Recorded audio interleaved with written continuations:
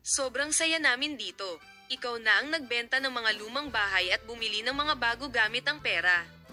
Hindi niya mahanap ang hinahanap niya sa una niyang kasal, na tumagal lamang ng 1 taon.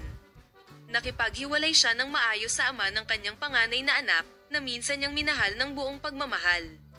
Pagkatapos, sa hindi inaasahang sandali, nakilala niya ang isang lalaki na mas bata sa kanya, at sa una nilang pagkikita, hinanap niya talaga ang prinsipyo ng kanyang puso kay Ana, at bilang isang resulta, pinagsama niya ang kanyang buhay sa kanya.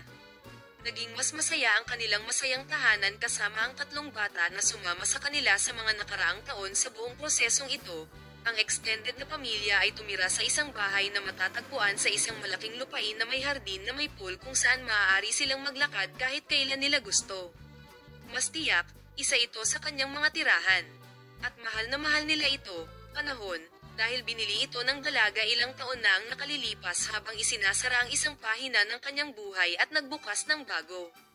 Ngunit maliwanag na ito ay medyo maliit para sa isang pamilya na may 4th na anak.